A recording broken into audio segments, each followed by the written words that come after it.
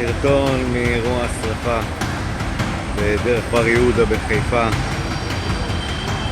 כוחות כיבוי מכל המחוז עובדים פה במספר שעות.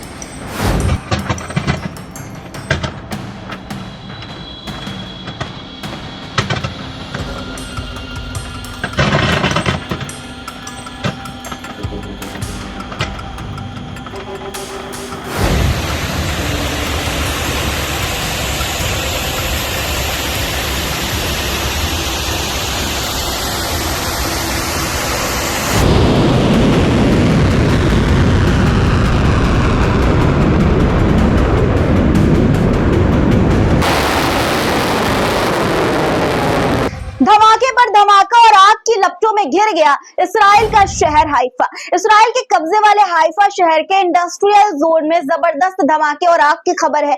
धुआं इतना गहरा कि पूरा इलाका अंधेरे में डूब गया। तस्वीरें जो सामने आई है वो मैं आपको दिखाऊंगी। भयानक तस्वीरें हैं दोस्तों।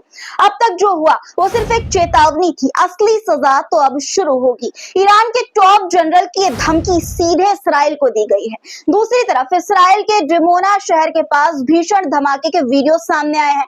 मोसाद का हेडक्वार्टर जल रहा है। ईरान की सटीक स्ट्राइक ने खुफिया ठिकानों को तबाह कर दिया है और ईरान की इंटेलिजेंस ने मोसाद के प्लांटेड बम और डिवाइसेस भी ढूंढ लिए हैं जो आम ईरानी नागरिकों को मारने के लिए लगाए गए थे। तो अब क्या ये जंग अगले लेवल पर पहुंच चुकी है? क्या इसराइल को मिल गई है अगली चुनौती, असली चुनौती?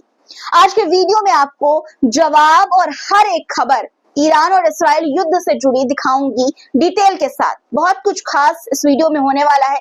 21 इस्लामी और अरब देशों ने एक साथ आवाज उठाई है इसराइल की बर्बरता के खिलाफ। पूरी डिटेल के साथ खबर आपको बताऊंगी। पूरा वीडियो अंत तक देखिएगा, बहुत कुछ खास है दोस्तों। वीडियो शुरू करूं उससे पहले आपसे गुजारिश कि लाइक जरूर से कर दिया करिए वीडियो को। चैनल पर नए हैं, सब्सक्राइब नहीं किया है तो कर लीजिए फटाफट। चलिए अब शुरू करते हैं वीडियो। द लाइव टीवी, सच सबसे आगे।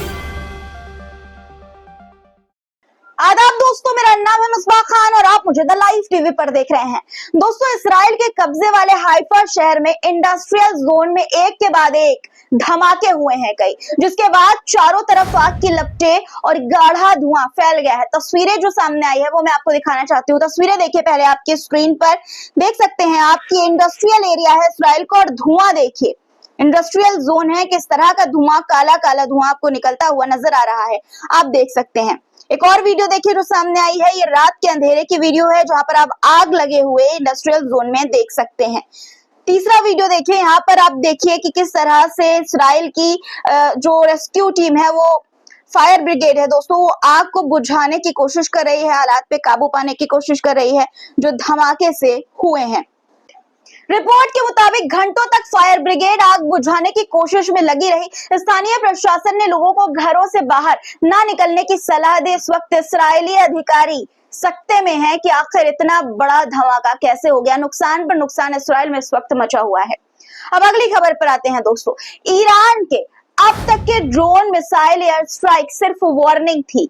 अब अगला दौर प्यूनेटिव ऑपरेशन, मतलब कि सजा देने वाली कार्रवाई होगी और बहुत जल्द ये कार्रवाई शुरू होगी। ईरान की आर्मी के नए चीफ मेजर जनरल अब्दुल रहीम मुसावी ने राष्ट्र को संबोधित करते हुए ये बातें कही है। क्या कुछ कहा है वो मैं आपको बताती हूँ। उन्होंने कहा कि अब तक की कार्रवाई सिर्फ एक चेतावनी थी, असली और निर्णायक हमला अब जल्द होगा। इसका मतलब साफ है, अब तक जो मिसाइलें इसराइल पर चली है वो सिर्फ ट्रेलर था। असली स्ट्राइक यानी कि असली पिक्चर पूरी तरह से टारगेटेड और तबाह करने वाली होगी। ट्रेलर में ही इसराइल के हालात क्या हो गए हैं दोस्तों, आप रोज देख रहे हैं। अब ये तस्वीर ही देख लीजिए, इसराइल के डिमोना शहर की है तस्वीर जो न्यूक्लियर प्लांट्स के लिए जाना जाता है।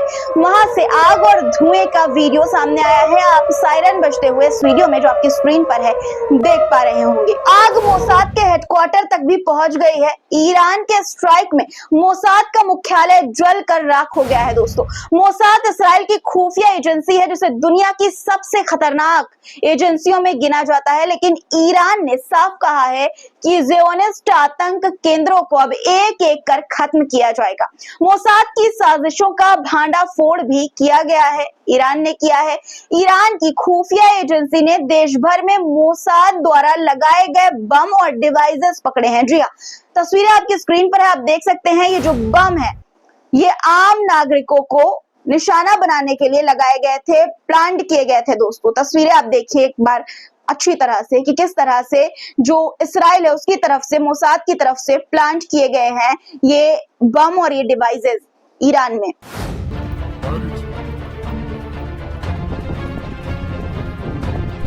این مال پرواز هگزه فقط یه دونه من دیگه توضیح بدم این باتری تغذیه است زیاد کجا رو بشه کنم این قیمت‌تره همینو بگی بچه اصلا گوش بده این یه مهم بگیره این یه پایه پیسی بس میده من یه باش این میذاره من این شارژ میشه اوکی वही खबर यह भी है कि ईरान के लोरेस्टन प्रांत में कुछ नौजवानों ने एक मोसाद एजेंट की पहचान कर उसे धर दबोचा। मोसाद ईरान के अंदर अस्थिरता फैलाने के लिए लगातार नेटवर्क फैला रहा था, लेकिन इस बार खुद जाल में फंस गया है। दोस्तों बुरी तरह से कार्रवाई लगातार मोसाद के जो एजेंट है उनके खिलाफ ईरान में हो रही है। प्रेस टीवी ने जो फुटेज जारी किया है उसमें ये साफ दिखता है कि ईरान की मिसाइलें यूएस इस्राएली डिफेंस सिस्टम को चीरते हुए सीधे तेल अवीव के टेरर बेस पर पहुंची हैं। दोस्तों IRGC ने आज सुबह तेल अवीव के पास गिलोद बेस पर मिसाइलों से सीधा हमला किया और इस्राएली मिलिट्री इंटेलिजेंस यूनिट अमन का मुख्य लॉजिस्टिक सेंटर तबाह कर दिया गया। जी हाँ, सही सुना आपने, अमन का मुख्य लॉजिस्टिक सेंटर जो था, यहाँ पर इस्राएली जासूसी और हमलों की प्लानिंग होती थी। अब वहां से धुआं और राख ही उठ रही है। दोस्तों बता दूं आपको कि अमन इस्राएल की सबसे पुरानी और सबसे खतरनाक खुफिया एजेंसी मानी जाती है। इसका काम था दुनिया भर में जासूसी करना, मोसाद को डेटा देना और टारगेटेड हमलों की प्लानिंग करना। ईरान और फिलिस्तीन के खिलाफ भी प्लानिंग करती थी ये अमन। इसी के अंदर काम करती हैं यूनिट 8200 डिजिटल जासूसी और साइबर अटैक के यूनिट है, और यूनिट 504 जमीनी स्तर पर जासूसी की यूनिट है, और यूनिट 9900 सैटेलाइट और नक्शों से खुफिया जानकारी ये यूनिट हासिल करती है। आज सोशल मीडिया पर जो तस्वीरें लीक हुई हैं उसमें गैलोत बेस पर भारी जो भीषण आग लगी है दोस्तों वो साफ दिखाई दे रही है। खबर यह भी है दोस्तों कि मोसाद से जुड़ा प्रतिष्ठित वेजमैन इंस्टीट्यूट ईरानी मिसाइल हमले में मलबे में तब्दील हो गया है। आपकी स्क्रीन पर प्रेस टीवी की खबर है, आप देख सकते हैं। दोस्तों ये जो इसराइल की तबाही की तस्वीरें आपको नजर आ रही है वो कुछ ही है, जी हाँ कुछ ही, मतलब कि थोड़ी ही तबाही की तस्वीरें हैं। प्रेस टीवी के अनुसार इसराइल की सरकार ईरानियन मिसाइल स्ट्राइक की असली फुटेज को सेंसर कर रही है, यानी कि दोस्तों रोक रही है, ताकि दुनिया को न दिखे कि एक मुस्लिम देश ने उसके खुफिया तंत्र को किस तरह से हिला कर रख दिया है। दोस्तों ईरान ने ज़योनी शासन की कमर तोड़ने की कसम खाई है, कहा है कि नई मिसाइलों का इस्तेमाल अब किया जा रहा है। प्रेस टीवी की ये खबर है, आप देख सकते हैं आपकी स्क्रीन पर। अब बात IRBI की करते हैं। इसराइल ने तेहरान स्थित ईरानी सरकारी media channel Islamic Republic of Iran broadcasting यानी कि IRIB के दफ्तर को एयर स्ट्राइक से टारगेट किया था। आपने कल देखा ही, मैंने आपको वीडियोस भी दिखाई थी। इस इसराइली बमबारी में 3 IRIB पत्रकार मारे गए, दोस्तों शहीद हो गए। अब एक नया वीडियो सामने आया है जिसमें आप जो नुकसान हुआ है IRIB में वो आप देख सकते हैं आपकी स्क्रीन पर वीडियो।